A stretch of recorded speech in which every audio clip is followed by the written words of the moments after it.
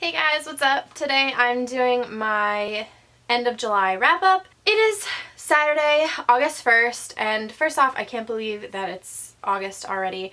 But second, just to explain this, it is a Saturday, and Saturday mornings is when I mow the lawn at my parents' house. So after I mow, usually I'll jump in the pool and then shower and put makeup on and fix my hair and stuff. Today I just didn't really have the energy to go in the shower and fix my hair, so I just went in the pool and I threw my hair up in this bun and put some makeup on. So I apologize that you have to look at my undone hair and my less than put together face, but I hope you don't mind because I'm still gonna do my July wrap up today. If you have not seen already, I did my mid-July wrap up with the first 4 books that I read this month in a separate video, but I will go ahead and go over those books and what I rated them real quickly before I get into the 5 books that I read at the tail end of this month. First book that I read in July was Between the Lines by Jodi Picoult and Samantha Van Leer. I gave this book 4.5 out of 5 stars. The next book I read was Talon by Julie Kagwa, and I gave this book 4 out of 5 stars. Then I read Ugly Love by Colleen Hoover, which I gave 1,000,000 stars. And after that I read Twisted Perfection by Abby Glines, which I gave 4 out of 5 stars. If you are curious as to what I thought about those 4 books, then you can go ahead and check out my mid-July wrap-up. I will link that in the down bar below. It's a little bit long, I apologize, but I did talk more about the books than I usually do, so if you're interested in hearing about those, then that will be linked below. So now let's go ahead and get into what I read in the second half of July. The next book that I finished in July was Clockwork Prince by Cassandra Clare. This is the second book in the Infernal Devices series, which is a spin-off from the Mortal Instruments series. If you didn't already know, I'm sure most people already know about this series because it is super highly talked about on the interwebs, especially with the Shadowhunters show coming out in the fall. I believe this series in general is just getting a lot of buzz. But anyway, I gave this book 5 out of 5 stars. I can't really go into too much detail about what this book is about because it is the second in a series, but I finally understand what everyone is talking about when they say that this love triangle is super heartbreaking, because it's true. It really is. A lot of times when there is a love triangle in a book, I either know right away who I want the main character to be with, or I figure it out in the second book. Either way, I always have one that I like more than the other that I know I want the main character to be with. However, with this series, I love both guys so much, and it really, it just is so heartbreaking, and you really realize why in this book, and it's so beautiful but so sad, and it breaks my heart. I will say, however, though, that I do know who I think the main character Tessa should be with based off of her personality and who I feel like she meshes with better romantically. I won't say that right now because I don't want to spoil anybody. Maybe I'll do a full series review when I finish Clockwork Princess in August, but either way, I do know who I think Tessa should be with, but I do actually love both guys and I ship her with both, so it makes me really sad. After I finished this, I immediately wanted to pick up Clockwork Princess, but I was going out of town the next day for a few days, and I just didn't want to get 50 pages in and not be able to finish the book and have to wait to come back, so it is my first priority for August, but I'm really excited to read it. Immediately after I finished Clockwork Prince, I needed something light and not quite as deep, so I just picked up Forever Too Far by Abby Glines. This is the third/last book in the Too Far subseries of Rosemary Beach, and it just is the conclusion of Rush and Blair's story. This I gave 4 stars. I didn't like it as much as the first 2 in the series, but I did still really enjoy it. It definitely helped with the pain I was feeling from Clockwork Princess because it was really fluffy.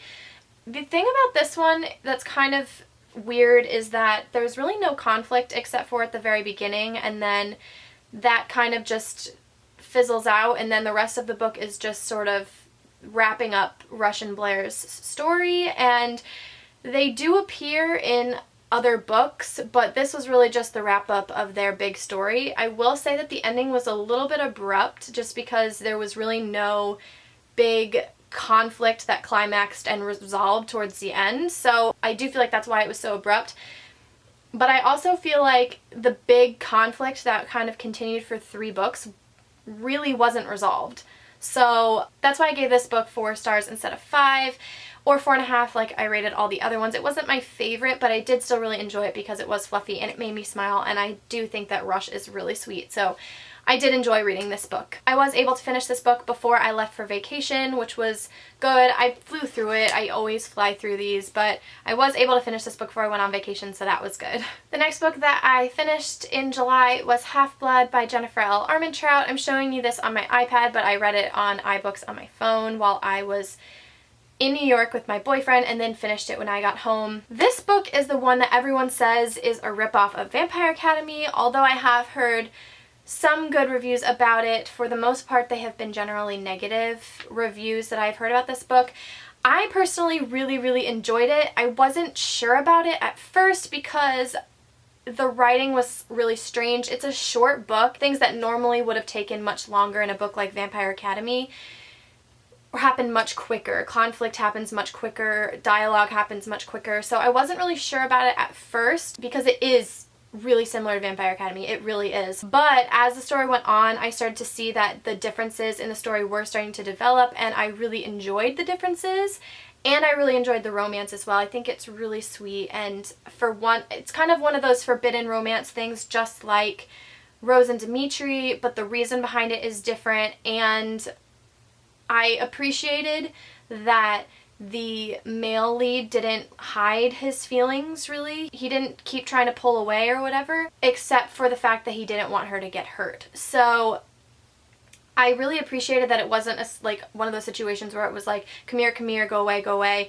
It was more of like, here are my feelings for you, and then maybe we shouldn't do this because I don't want you to be punished kind of thing. So I really appreciated the romance aspect of it, and I really enjoyed the book. I feel like it was similar enough to Vampire Academy to where I had another book that I really was enjoying, just like I enjoyed Vampire Academy, but it was different enough to where I felt like I was reading something different and was enjoying a new story. So I actually really enjoyed this book. I believe I gave it 4 stars, and I would definitely recommend it if you like Vampire Academy, but again, some people think that it's a ripoff of Vampire Academy, so it's really going to be hit or miss depending on what you like. The next book that I read was Rush Too Far by Abby Glines. This is part of the Too Far series in Rosemary Beach, but it is just a retelling of the first book, Fallen Too Far, from Rush's perspective. All of the rest of the books are told from dual perspective, but the first one is only told from Blair's. So Abby Glines rewrote the first book from Rush's perspective. I gave this book 4 out of 5 stars. I really enjoyed it. It was just basically like rereading the other story again from Rush's perspective, which I really enjoyed. I loved getting Rush's perspective and seeing, kind of watching his feelings for Blair change and watching him fall in love with her. That was really sweet. But it really was the exact same story, just told with a different voice and seeing inside Rush's head instead. Again, I really enjoyed this book. It wasn't my favorite of the series, but I did really enjoy it, and I'm really glad that I read it. So the last book that I read in July was Simple Perfection by Abby Glines, which is the second book in the Perfection duology that comes after the Too Far series in the Rosemary Beach series. Now that I have read all of the Too Far and Perfection series, I'm going to clear this up because I have read them now, so I'm going to tell you guys what I would recommend.